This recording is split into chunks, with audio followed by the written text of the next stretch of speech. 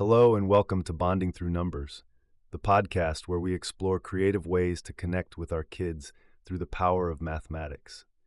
I'm Matthew Clifford, and today we're diving into an exciting topic that combines fun with learning, creating a treasure hunt to help your children discover shapes and distances.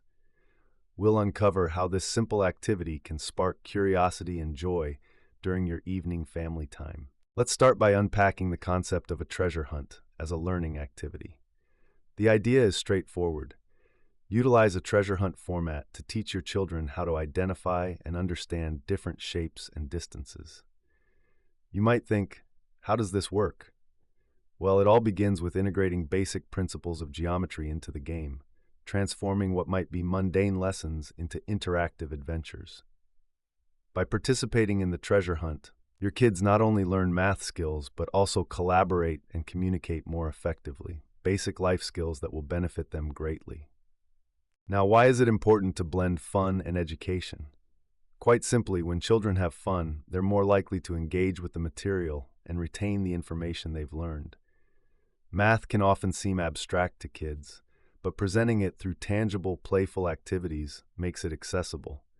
It turns what many perceive to be a challenging subject into something that intrigues them. Plus, involving parents in these activities strengthens the valuable bond between you and your children. Choosing the perfect location for your treasure hunt is crucial. Somewhere like your backyard or inside your home works perfectly. Any place familiar and comfortable enough to keep the focus on the game rather than an unfamiliar environment. Once you've picked a spot, you can start gathering household items to represent different shapes. Everyday objects like cereal boxes, cushions, or chairs can symbolize the rectangles and squares, while circular logs or clock faces might represent circles. Crafting clues is another fun component of our treasure hunt. You'll want to create hints that subtly incorporate measurements and distances. For example, a clue could read, "Find the treasure hidden 3 footsteps away from the big square-shaped box." Such clues initiate measurement practices and spatial awareness, while encouraging your kids to think critically about shapes and sizes around them. Making these challenges fun transforms them into games that kids love. Use your enthusiasm and energy to spark a sense of playfulness and wonder. It's when children view the activity as a game that their eagerness to solve the clues turns into a keen opportunity to learn. Encouraging curiosity about geometric shapes and how they manifest in their environment adds a layer of understanding that transcends book learning. Discussing why visualizing shapes and distances matters connects the day's play to everyday life. Whether they're mapping out their room or envisioning paths, recognizing shapes and understanding measurements helps kids better interpret the world around them, enhancing their spatial reasoning and potentially inspiring interest in fields like architecture and engineering later in life. After wrapping up your treasure hunt, it's useful to evaluate what your kids have learned. Engage them in a conversation about what they found the most fun or what challenge they excelled at. This reflection helps consolidate the knowledge and shows them the value of thinking about what they've experienced.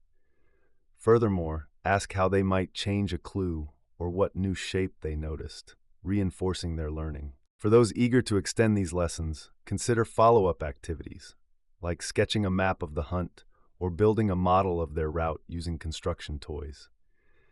These exercises reinforce the math concepts while allowing further exploration in a creative way. Encouraging them to create their own treasure hunt for their siblings or friends is another way to deepen understanding while fostering leadership.